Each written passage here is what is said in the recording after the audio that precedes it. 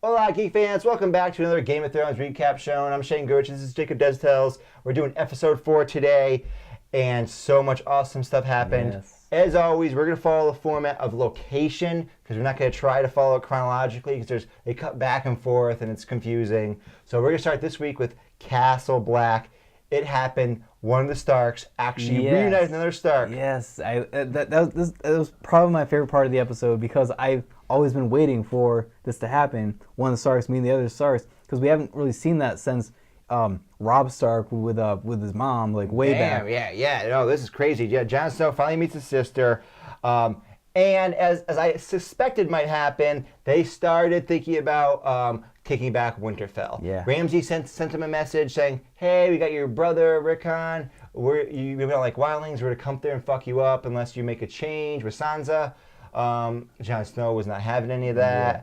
But now they're counting troop numbers. Yeah. There's 5,000 at Winterfell. They got 2,000, fighting men there. How are they to get more people? Well, we also talked about the Eyrie, and Littlefinger appeared. Yeah, we got to see Littlefinger finally for this season, and he talked to The Lord of the Vale. Yeah, the Lord of the Vale about bringing more forces together. Hell yeah, helping him, which I thought might happen. I thought those two, because he was building up his forces in the Eyrie, and then Sansa, they're cool. They're going to combine, and they're going to go after Winterfell. And I'm excited about this. I saw it coming. I just want them to fuck those guys up. Oh, I hate them. I hate the Boltons so much. It was so I really want to see them just mess them up. I really like that Jon Snow and Sansa are working together on this too. Yes, I mean, not only are the Boltons assholes, but even the brief appearances by the other kind of minor characters like the Umbers or the Karstarks, they're all dickheads. I can't stand any of them. I know. They're all obnoxious. And the other thing we got to see was Brienne, while she was there, got to see the Red Woman, Melisandre. Yeah. Ooh, and it looks like it's been confirmed she did kill King Stannis. Okay, yeah. She said, "I executed him." Yeah, in the episode. Unless she's lying. Unless she's lying, which you never know with Game of Thrones. Yeah. But the thing I thought was interesting was she hates the Red Woman. She knows what Melisandre did by forcing Stannis to set his child on fire, which is just crazy.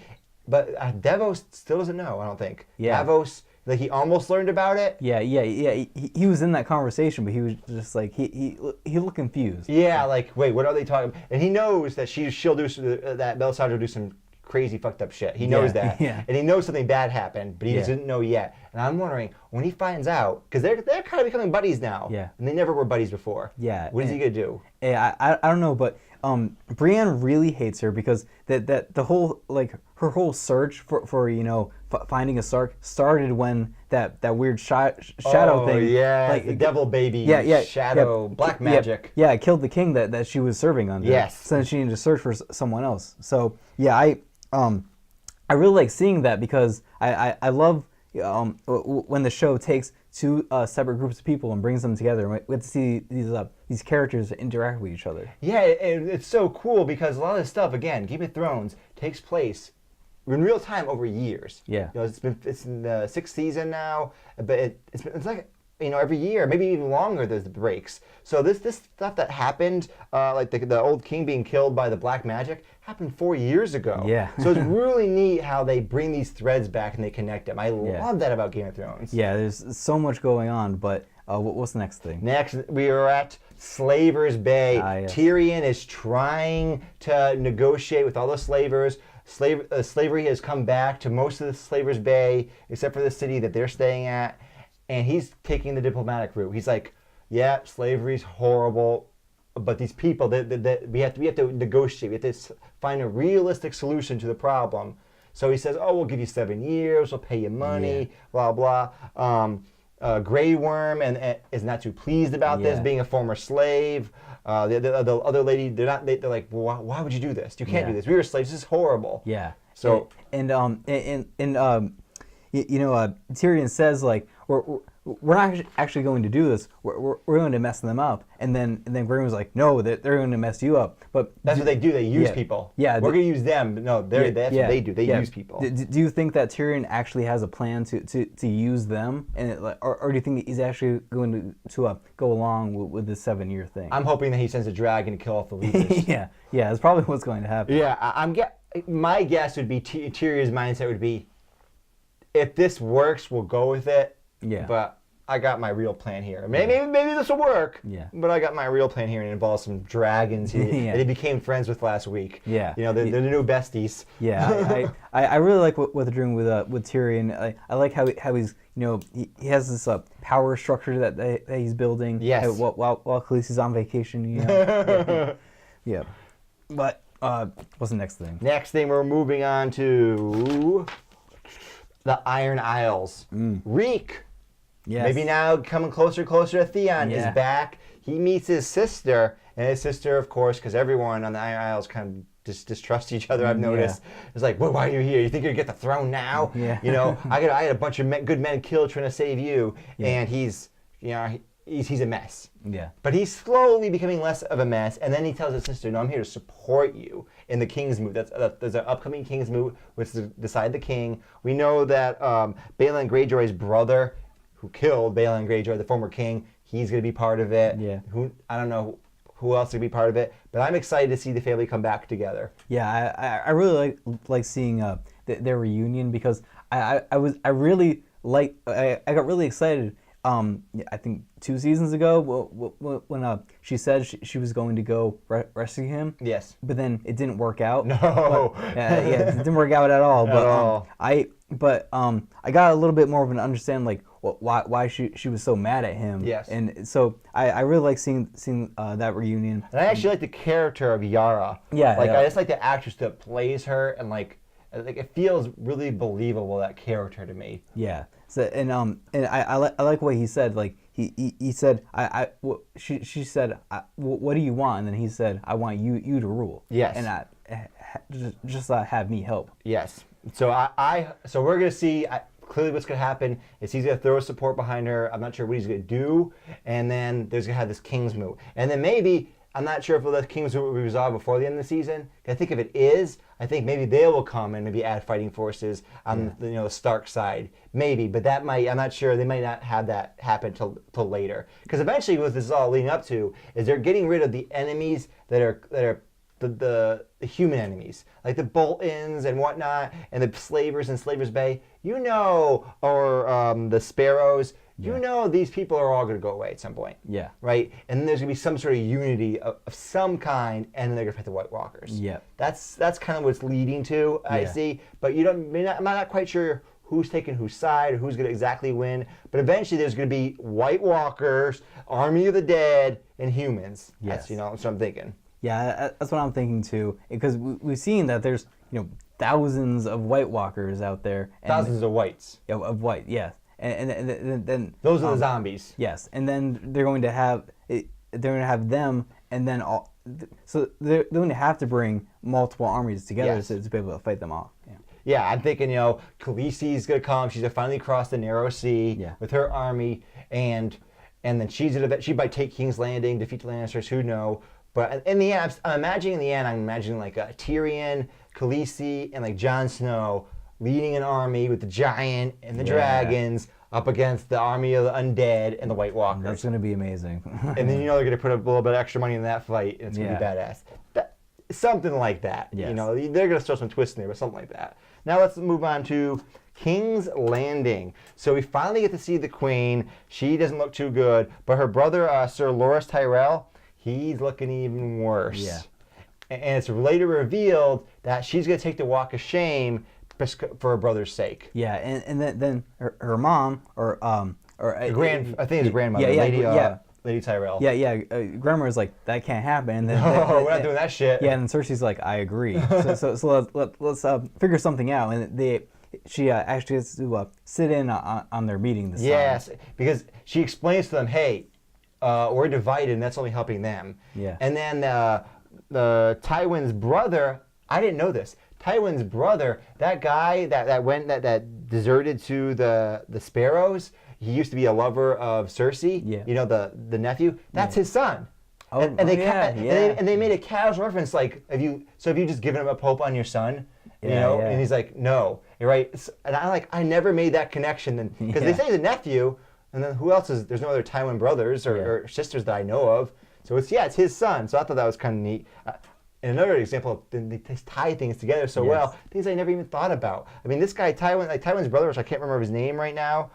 He wasn't even around for like multiple seasons. Yeah. They showed him in season 1, and like multiple seasons he wasn't even there, and they bring him back. It's so cool. Yeah, I really like I said before, I love all these connections that they just, and also when they just bring people together, different groups of people. But I say this every episode so far, but I just want to see Cersei just kick the Sparrows' asses. I cannot wait for that to happen. I cannot wait for that zombie knight to lead the Tyrell's men, because I guess they can't lead the Lannister guys because of the king's orders, so they're working their way around it. Well, we'll let you into the city. We're not going to fight because the king doesn't want to escalate, but the Tyrells can fight, and I'm sure she's going to use that zombie knight somehow. We saw it in one of the scenes in the trailer. Step aside. Tell your man to step down or there'll be violence. I choose violence. Yeah. And that zombie knight dude, Sir Gregor, he's going to go after and smash dudes. Yes. I don't know if he's going to survive. He's going to take down a lot of people before he goes down. Yes, and we also got that scene of the Sparrow leader talking about his past. Yeah. And I actually really liked that because it gave a little bit more of depth to the character. I still hate him, but it gave some more depth. To me, it just made me solidify in my mind that he's just a fanatic. Yes. He just dropped his whole life and just went, I saw the light. Yeah. And now I'm doing this. Yeah. And it's kind of creepy and scary. Yeah. You know what I mean? This guy, he seems so nice. Yeah. And he's really a terrible person. What makes him so scary is that he shows these like random acts of kindness and but it's only to serve him. Like yes. There's that part where he's like, all right, he's talking to the queen. He's like, all right, let's see your brother. Yeah. Well, hey, well, I'll be nice to you. I'll show you some mercy. Yeah, but then you have to take the walk of shame. Yeah. Yeah. All right. That was the point. You setting up to show your brother's broken. Yeah. So you want me to keep breaking him because he's gonna die probably because he was a mess. Sir Loras, he was a mess. Yeah, he was messed up. And she was trying to tell him, no, you gotta hang on. You gotta hang on. He wasn't hanging on. Yeah. So now she's gonna do the walk of shame. It's all, he's manipulating everybody. He's very clever. Like he manipulated the king. And that scene where the king came in the previous episode with the 4 soldiers. Like he manipulated the king to oh wait, hold on, calm down. The crown is one of the pillars of society. Yeah. Oh, okay. He sweet talked him basically. Yes. Yeah. So I can't wait to see. Maybe I'm hoping the zombie knight smashes his head or something horrible happens to him. Yes. Right. I want him to go down and all his idiot followers to go down with them. Now let's move on to someone I really hate. Winterfell. Ramses is back, and there's that woman I forgot her name that was taking care of Rickon. Yes. And for a second, a couple things they hinted at for a second with the knife. Yep. Right? Yeah. There's a couple things hinted at. Unfortunately, it didn't happen. Yes, and I knew it wasn't going to happen. No. Like you seen in the trailer. Yeah. Even if she got the knife, I knew it wasn't going to happen. But she just gets her throat slashed, just dies there, and then he continues eating is it an apple? Yeah. Yep. Oh, so at the beginning of the scene, he's cutting an apple. He's like peeling an apple. Yep. And then he just keeps, and then he stabs her, and then he wipes something off, and he keeps peeling it. I think with the same knife. I think. Yeah, I hate Ramses too. Like, they're all so horrible. They're horrible. Yeah. Yeah. But that was just really. I'm thinking that he's gonna die this season. Yeah, I really hope so. That to have one of these assholes die this season. Yeah, one of these assholes. The High Sparrow guy or Ramses. Yeah. Give me. If they don't give me either of them, and they both win or have a temporary kind of victory, I'm gonna be pissed. Yeah. You gotta kill one of these assholes off. They're so obnoxious. I know. They gave us what was that little asshole's name? The king. I have his name here. Joffrey. Joffrey. They gave us Joffrey. They it took a while though. That was like 4 seasons in, right? Yeah. So, but now they're probably gonna take a little while with Ramses, I think. But I really think the Sparrows are going to go away this season. Hopefully. Yeah. Now let's move on to the final location, the Dothraki camp. We see Jorah Mormont and Khaleesi's boyfriend there, forgot his name that night. They come down to save her. And then she goes, whoa, we're not going to be able to make it out of the city. I have a plan. I got this. Yeah. And then she brings up a power. I forgot she had this power. Yeah. She can't be burnt. Yeah. She's the mother of dragons. And they've shown in the first and second season, they showed a couple times, in the season finale of the first season, she's just engulfed in flames and she's fine. Yeah. Her dragons can breathe their fire on her. It doesn't affect her. Yeah. She can touch it. And I forgot about this ability. And I remembered she had that ability, though, as she started talking. And they kept showing the 4 fires. Yeah. And then she stood between them.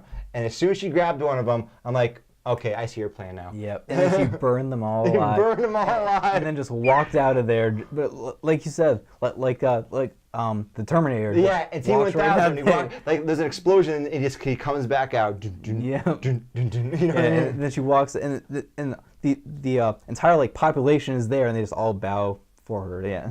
She just killed all the higher up leaders. Yeah. She killed all the cows. She killed all them. She destroyed I guess that was a famous temple or something, that thing. Yeah. So and then it's engulfed in fire. The whole camp comes and it's like, oh my God, this is terrible. And then she just walks out of it. Yep. Yeah. And then I would be like, holy shit. Whoa. I'd be like, yep. All right, I'm bowing here. Yep. You're my leader now. You're my leader. Please don't kill me. Yep. And so now she has another army. Oh my God. Yeah. And so she's going to basically take that army, combine it with her other one back at because she has the second sons of the second sons, led by her boyfriend. Those couple thousand guys. Yep. She got those. They were formerly slaves. They're led by Grey Worm. Yep. And there's another few thousand guys. She still had a few of her followers from her Dothraki days. Yeah. And now she's getting, I don't know how many fighting men they got, from their 5,000 or something. A bunch more. Yeah. Everyone's just building their army. Yep. Yeah. That's basically what the season is about, is just building armies. Yeah. So maybe with her, maybe this might be too many big battles. So I'm thinking there's gonna be a battle at Winterfell. That's obvious. We know that. Yeah. I think there's gonna be a battle at King's Landing. Could there be a battle between the Slavers and her new Dothraki army? I think. Or is that too much? That's not going to be. We don't have the budget for that. There probably will be some kind of battle like that, but it probably won't be a huge one. Could be off screen. Yeah, it could be off screen. Because they do that sometimes. There's big battles you can't show it all. That's happened a number of times throughout the season. They show the aftermath. Yeah. It's understandable. There's only so much money you have, and then that they're giving us the Winterfell battle. You know that you see it. So I'm pumped. Yeah, I'm really pumped for the rest of the season too.